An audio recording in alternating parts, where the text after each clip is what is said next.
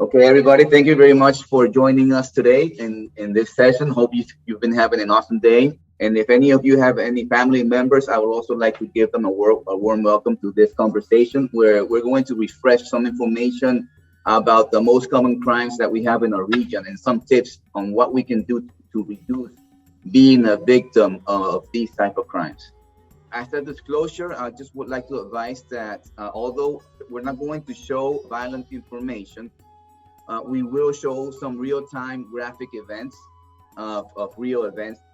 So if any of you feel this information could impact you, please let me know or feel free to leave and then you can contact me afterwards. Just take a look at this image of these two persons and you can write down and you can just activate your mics, please, and tell me what you see there. If any of you gets identified with any of these two persons, go ahead. I'm a dreamer.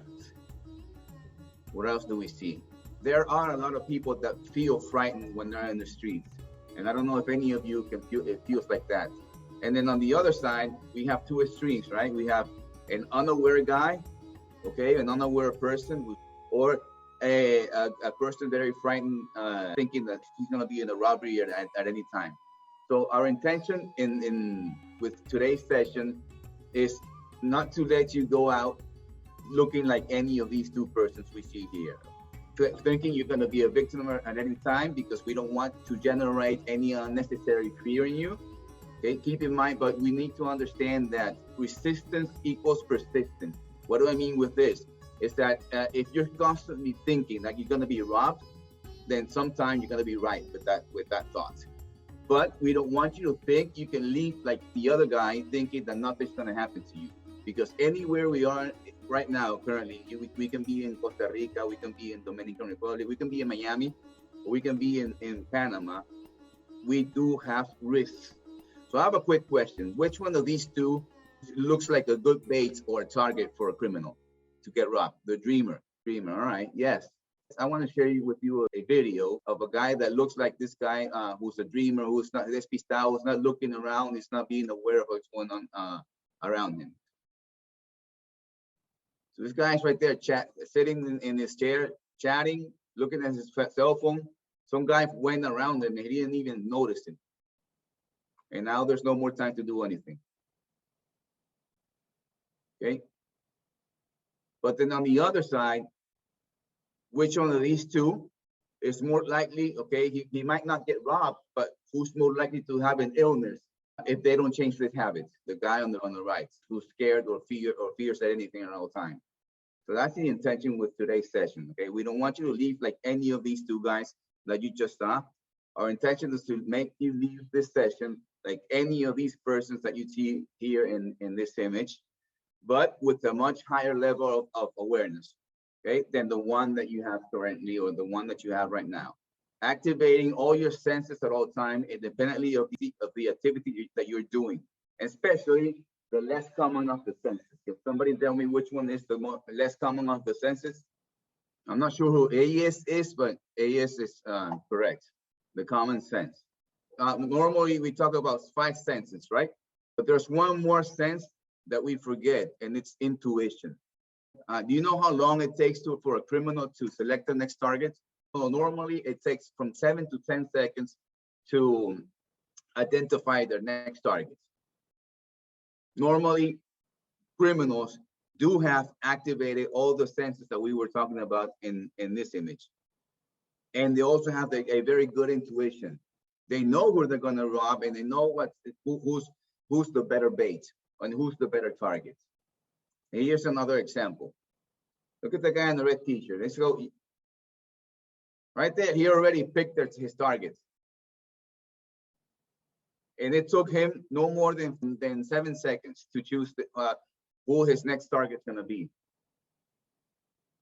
And then what we're going to see right now is they can't do anything else. I want you to take a look at this video again and look at the guy with the t-shirt that says 13 on his back. And I want you to look at his face. Once the guy passes by, look at him. He makes contact with the guy. And then he looks back again. Right there, I can tell you, and I'm quite sure that this guy had a bad feeling about the guy that just went by. But he didn't do anything. He didn't trust his feeling. He didn't trust his gut.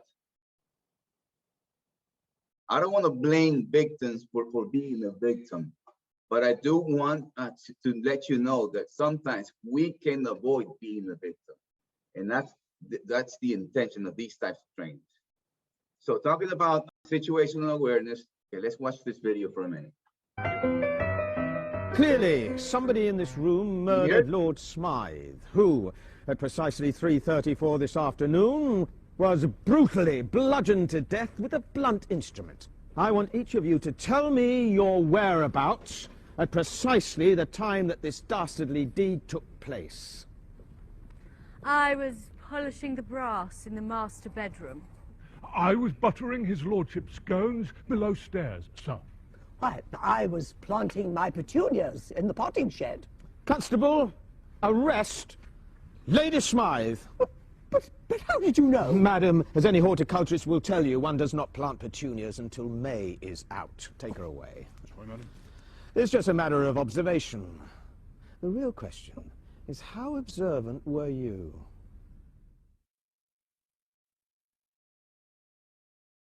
Did you notice the 21 changes? Action. Clearly, somebody in this room murdered Lord Anybody Smythe, notice at least one who, change? at precisely 3:34 this afternoon, was brutally bludgeoned to death with a blunt instrument.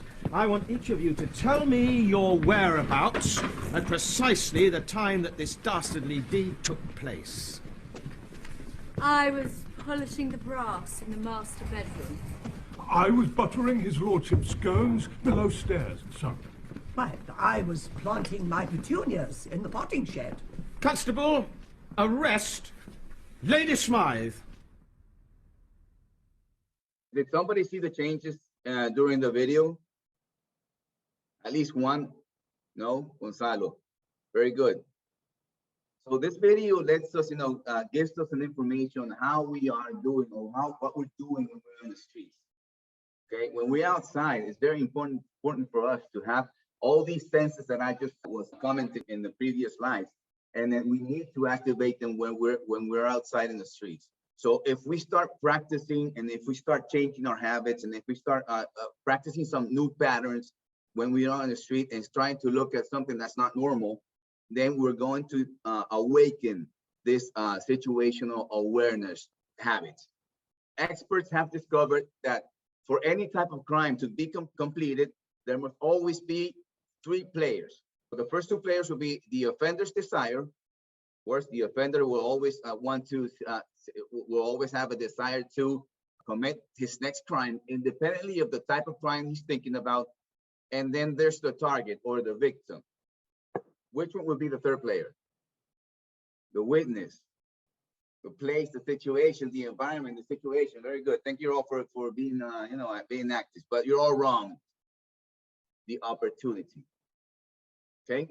Is anybody here from Colombia? How do you say opportunity in Colombian?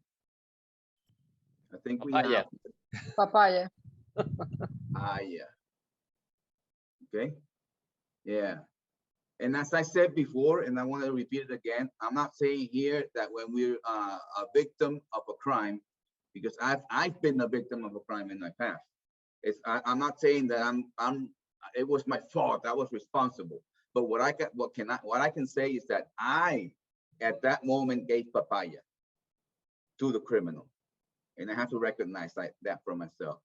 And then I started evaluating the situation. I said, yes, I made a mistake. I committed a mistake, and the criminal took advantage of that opportunity that I gave them. Okay? So it's very important for us to understand that if we control this, if we control the papaya, if we control the opportunity, then we will reduce any type of risk of being the next victim.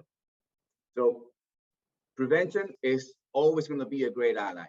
Being preventive, we're going to reduce the opportunity. Being aware, we're also going to reduce the opportunity factor. If we practice awareness, I guarantee you that you will reduce, you'll shift or you'll transfer any risk. So the criminal It's not going to choose you. The criminal is going to choose somebody else. Okay, being informed about the current methods applied is the best support for prevention and situational awareness. And fear, of course, is always going to be our main enemy. I'm sorry. But if you know the risks and we know how to prevent them, then we can live without fear. What are you currently seeing in the news? Okay, occasional robberies, grab and snatch, great. Robberies. What else? What about shootings? Haven't you heard about shootings? Criminal shootings? A lot, yeah. And I've heard of this in all three countries. So first, we're going to talk about car robbery. And we're seeing a lot of car robberies, especially here in Panama, especially here around especially close to our office building. What we're seeing right now, what they're targeting, they're not only targeting the whole vehicle. Some of them, or most of them, are targeting laptops inside the vehicle, valuables inside the vehicle, purses, car battery, backpacks, anything that looks like has something of value inside the vehicle, they're going to choose. And here I want to stop for a minute and let you know that these type of people, they're not going to break any window if they don't see anything inside the car, and they know what they're going for, and that's why they will break a window and they will force the car open. Okay, so our recommendation is always going to be avoid leaving your valuables inside the vehicle. This next one is not a recommendation. This is a policy inside Diageo. Avoid leaving company belongings, especially your laptop, inside the vehicle, because if it gets robbed in this type of events, you might be you might be responsible for it. So we do want to insist on this particular one, but we do want you to understand that please don't leave any type of valuables inside your vehicle, and prefer always a private and well-lit parking space than leaving the car parked on the streets. If you can see here, does anybody notice the background of this image? Of the picture down in the below business park. This vehicle was parked in front of business park, and this is what happened to the vehicle. So sometimes we feel like we are in a secure space, we're in a secure area, in a place where we think nothing's going to happen to us, and we're wrong. Something could happen to us. One of the places where I've seen more type of robberies like these is in Florida, in the Miami area. And as I told you before, I just wanted to like a short story. I said I've been robbed 2 times in my life, 2 times. We say in Spanish, cazador cazado. Yes, hunter hunted. The first time I was robbed, I left an iPod. It wasn't an iPod. I'm sorry. It was. You're gonna discover my age. I had a BlackBerry that didn't work, and I left it inside my car. And I said, no, since that BlackBerry doesn't work, I'm going to leave it in the car. So at the next day, I found out that my car was broken into. So then they broke the window, they shattered the window of the car, and they stole that BlackBerry. Of course, the BlackBerry wasn't worth anything, but I had to pay for the repairment of the car. If I wouldn't have left that BlackBerry inside the car, then that wouldn't have happened. So I gave papaya. So this is what I'm talking about. So the next one is, I think this is one of the most that could concern us all, a lot of us, because the context of this situation is that we're seeing a rise in homicide rates and recent attacks, not only in Panama, as I said, we're also seeing them in CCA, in the CCA region, in San Jose, in Dominican Republic, and in Miami, in the Miami area. And the good thing here is that they're all targeted shootings, as I'm saying here. So they're all like criminal gang fights. That's the good thing. The bad news is that they're not only happening in red zones, they're also occurring in places where most of us can go and could go out. Like here in Costa del Este, we had a shooting. Shopping mall here in Panama as well, where most of us are going. And the most recent one was in a discotheque right in like in the borderline of Casco Antiguo. we could be present in the time of these type of events. So what can we do? In Panama, we have some areas that we have already observed that are red zones, so we don't recommend you going there, or we recommend you like limiting your time in these places. So Veracruz, there are some good restaurants there, fish restaurants. If you're going to this place, I recommend you going on daylight, during the late daylight, and if it's dark, avoid going there. And we also have over here Santa Ana and Chorrillos. Santa Ana's where we saw the last event where 4 people were killed. And so this is a red zone. We don't recommend people going there. But as you can see, it's right beside. It's right in the borderline with Casco Antiguo and Chorrillo as well. Casco Antiguo is a very well recommended place. We're very secure. We haven't seen any issues in this space, but we just want you to understand what the limits of Casco Antiguo and Santa Ana and Chorrillo are. And then the other ones, I think most of you that live here in Panama understand that San Miguelito and Rio Bajo are places that we don't recommend you being there for too much. Okay, and if you have any type of trade activities in these areas, please do contact me so that we can see how we can support you. What would happen if we're in a space and then there's a shootout that goes out? Do we know how you're going to react? Some people do. Some people don't understand how they're going to react. I'm sorry. So there are 3 natural responses to a stressful situation. There are the 3 S. Okay, yeah, I saw one. Run. Very good. That's one of the 3. One of the 3 ways that we could react in a stressful situation. The first one would be fight, flight, or freeze. What I would recommend at any of these type of events is, yes, run, as you said, flight. Because if you fight, you can't fight against a gun. And the worst thing that I would recommend is freezing. And some people do tend to freeze. Okay, so this is something that we need to understand. We need to take very quick decisions. So we need to react as soon as possible. We need to identify where the shooting is coming from and not running against the shooting or against the targets. We need to understand that. And that's, these are all split-second decisions that we need to make. Okay, so we need to decide, as I say, we need to take a deep breath. If we feel ourselves that we have been frozen, then we need to take a deep breath and make the decision to do. Run. If you can't run, then just hide. But if you're gonna hide, you need to cover yourself. So as I said, this is the slide that I was talking about. So we do have 3 brains, where we have the neocortex, we have the limbic area, and we have the reptilian brain. Okay, so sometimes in these cases, we need to forget about the emotional brain, and the neocortex is the one that has to take charge before the reptilian makes you freeze. Okay, so this is, as I said, I just wanted to bring this out to remind you that sometimes one part of the brain needs to take charge of the other 2 parts of the brain, and specifically in these stressful situations. Okay, so as I said before, you need to run. Okay, get out as fast as you can. If you can't run, then try to hide or try to get cover. But this is as a reminder. Then we go out and run out to a safe place. According to insurance companies, these are some of the most common home security mistakes that we make, and ways of intruders to break in.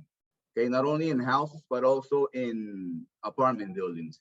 So most of them are obvious, but sometimes we tend to forget what's obvious. So if we're considering apartment buildings where most of us live, thieves normally pick apartments in the first 5 floors, but sometimes we have seen cases where they do pick floors in the upper levels. And some cases also, we're seeing people that are going currently, some of these robberies are done by individuals that are closely related or work within your home, such as domestic personnel or anybody that has done any type of specific job inside. And not only them, but also maybe somebody that's related with them is receiving the information from them, and then they're the ones that are going to go in your house and commit a crime. So we need to be very wary on the people that we're taking into our house. And I always ask people, and this I ask them, have you interviewed your domestic employee like you interview somebody for a job in Diageo? Most of the people that I asked that question to said, no, this is just a lady that a friend of my cousin of the friend told me that they work for him and she did a good job and now she's working for me. We need to understand who is going into our house, and not only the domestic employees. If somebody's going to paint your house, a plumber, anybody that goes into your house, you need to know who or he or she is, or not only have their cell phone. I'm not telling you that you're gonna run a security screening against that person, but at least you need to have their contacts or and more information about. If something wrong happens, then or at least who came into your house, and you have more information on that person. This is another question that I have for people that have domestic employees. What if something happened to this person, the domestic employees, if they have a medical emergency? Do you know who you're going to call? Any family members that you're going to call to notify them on the emergency that this person had? So these are some questions that we need to ask ourselves when we have people working with us. I have an experience from somebody that worked with me actually with my previous job. He had this person working in his house, repairing the parking gates. And when he was in his house doing that job, the guy had a heart attack and the guy died. And he didn't know. Of course, he called me. He called his security manager, and I went to his house and I gave him the support. And he didn't know what to do because he didn't know who to call. Of course, he called the emergency center and the ambulance went there and everything, but he didn't have anybody to call. And then I had to go into his cell phone and look at his last phone call. And thankfully, but not thankfully, it was his wife. And we had to call his wife and we had to notify him. Okay, so what if this happens to somebody that works with us day and night? Other recommendations going back to prevention and home prevention, you need to identify your vulnerable areas. You need to think as a thief, okay? If you're a thief, look outside, stand outside your house or stand outside your apartment building and say, if I would be a thief, what would I do? Which would be the best way to go into this apartment building or go into my apartment? And you're gonna start identifying a lot of vulnerable areas. And once we identify the vulnerable areas, then we will reinforce them. Okay, some of these are, you install deadbolts, closing the windows. If we have sliding glass doors, of course, we need to place a metal rod or a piece of plywood to avoid it from getting open, or eliminating hiding places. If you have a house like bushes, illuminating the home. Pero I lost my key. What do you recommend me to do? Change the lock. Okay, because sometimes you lose the key, but it's not that you lost the key. It's that somebody took it away from you for another intention. If you don't have, don't leave windows open at night, specifically at night, or if you're planning to go out. I had an experience with a GM that I worked with. We had this training before this event, and he lived in the first floor, and they normally left their windows open. What happened one night? Two guys went in, and well, you know what you can imagine what the rest of the story was. We need to create the illusion that the home is that people are in your house. This will always deter criminals. If they see lights going on and going off at some time of day, they're not going to be investigating if it's an automatic light. They're just going to go to the place that doesn't turn off or doesn't at all, or that doesn't turn on at all. We also need to consider sensors or electronic security. Right now, there are a lot of electronic security systems and very cheap ones that work. You can, and easy to install and very friendly. So if anybody is interested, we can talk about this offline, and I can recommend you some of them. Also, improve the perimeter lighting if you have a house, or if you live in a building area or a building space and the lighting around the building is not well lit, then you need to recommend the administration that they need to work on that. Meet your neighbors. How many of you don't know who you have living in front of you? How many of you don't know your next door neighbor?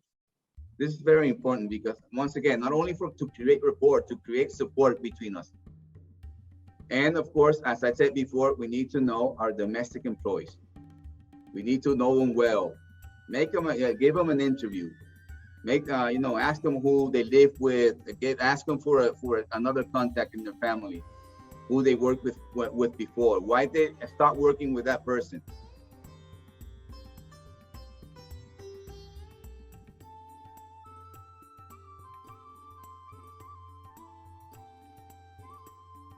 The first video we're seeing right now is people that like to stay in the car and waiting for somebody else. I don't think we need to explain what's going on here. In this car, we have somebody sitting, and then we got two guys. There, we can see in less than 7 seconds, these two guys already chose who they wanted to rob. I don't think we need to see anything else. We know what happened after this. Now, this one here is a very common situation that we see, and that, one of the most reports that I've received as security manager since I started this job back in 2007, and it's backpack or purse robberies. So let's look at the guy here in sitting, putting his jacket on.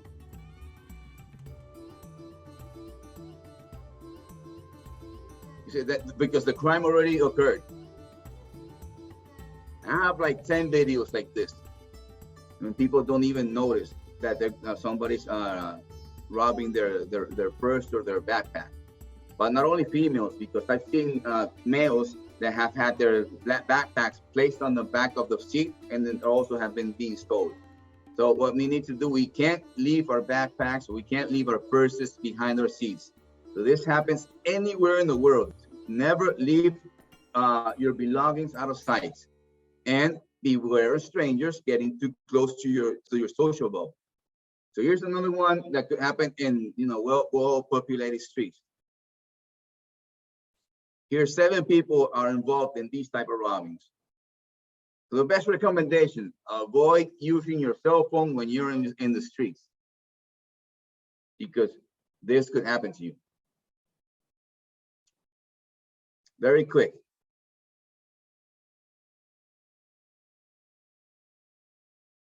As you can see there, it doesn't, you don't need to look like a bad guy to be a bad guy. You can see there was a guy who looks like, pretty old, like a good person. And that's what can happen.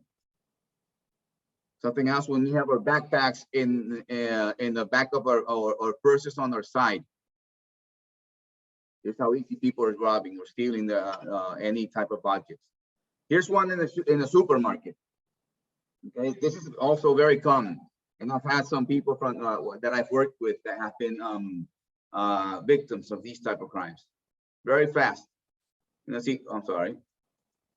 2 people involved in the same event. So these 2 girls, one on the side, and these 2 ladies, I'm sorry, are the ones that are involved. This lady already had robbed the cell phone from the other lady's purse right here. Let's see it again because it was too quick.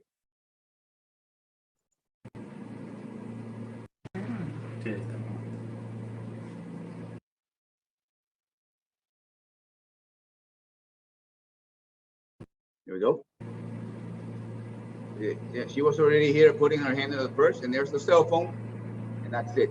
And this lady didn't even notice that this other lady had placed her hand inside her purse. Here's another one.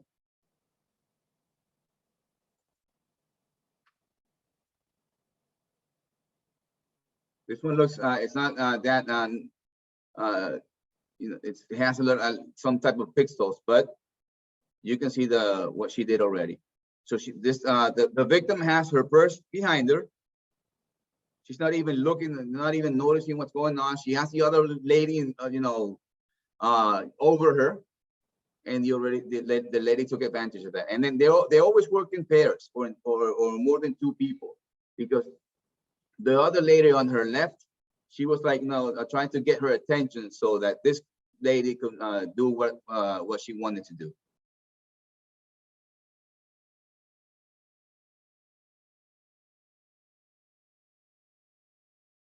And that's it.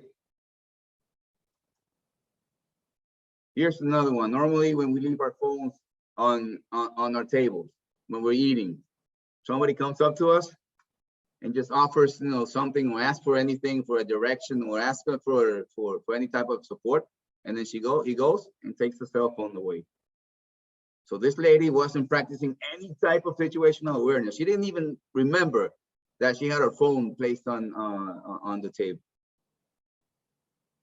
So now we need to be very careful now that we're going back into the trade and having celebrations, which is having our drinks being spiked. Does somebody know what getting our drinks spiked is? Here's a quick video on how easy it is to get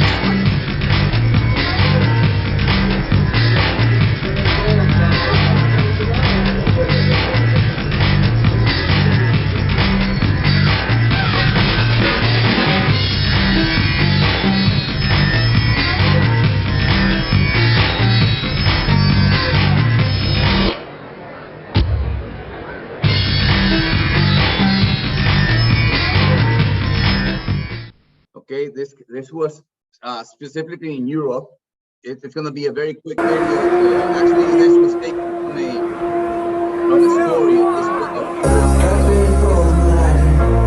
There she is.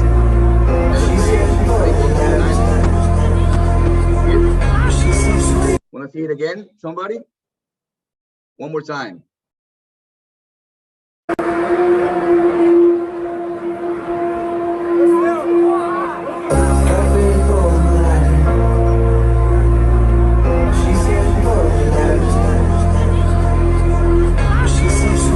Okay, very quick. The bad thing was that, yes, this lady was later robbed, and she appeared in a hotel close to the place where this event was taking place. The good thing was that thanks to this video that she was filming herself and that she was posting in her Instagram account, the authorities were able to put this guy behind the bars. They detected who it was. Okay, so very important for us. What's our learning with this, or what would be our recommendation, is that we can't lose sight of our drinks at any time. If we're going to the restroom, if we're in a trade or in a restaurant or in a bar, you need to go to the restroom. You need to take your drink with you, or unless you're with somebody that you really trust. If you're somebody that you just met today, you can't leave your drink with that person. Okay, so you can't lose sight of your drink. But if you forgot when you went to the restroom and you come back and you left your drink in the place where you were, my recommendation is stop drinking that drink and ask for another one. That's the best thing that I can do, because I've seen so many crimes like this that I don't recommend anybody being a victim of these types of crimes. I do have some final recommendations and sort of golden rules, refreshing what we saw at the beginning. So the first one is always avoid offering opportunities. Avoid giving papaya. Okay, it's very important that there are ways that we can do to avoid being a victim, or to reduce probability of being a victim. Okay, the second one is always be informed. Look for information. Look which would be the most common crimes are in the area where you are, or in the area where you're going. Even if you're in vacations, always think of different forms of actions or ways of actions to react in the event of the crime. The worst thing that you can do is freezing. Very, very, very important. Depending on the situation, if you couldn't do anything, if you were aware, or if you were not aware, or in somebody, you didn't have the chance to run away, then as we say in Spanish, quietos, quietos. Okay? In the event of a crime, do not resist. That's the worst thing that you can do. Please do not resist. Anything that you lose, you can recover. The only thing that you cannot recover is what? I know you're all thinking about it and you forgot to write. The only thing that you cannot recover is your life. If you have to hand something to the person that is attacking you, avoid doing sudden movements because they're also scared. They're also in a stressful situation, and they might think there's something wrong that you want to do something wrong to that person. And the final one is anything that you think is strange is what? Strange. So you need to trust what? Please write it down. Write it down. Trust what? Trust your intuition. Thank you, Anna. Who else? What's the other word for intuition? Which sense is that? The number of the sense, the sixth sense. Okay, intuition it's always going to be our sixth sense. You need to trust our sixth sense, or trust our gut, or trust our intuition, and practice situational awareness. To conclude with this presentation that we have today and with this session, so to complete security, we need two words here. The two words are you, or in Spanish, like you and D, which is usted or you. I want to thank you all for joining me, for being here today. I hope that the information that I shared with you was useful. Thank you, team. Have a great day. Gracias, Pedro. Thank you.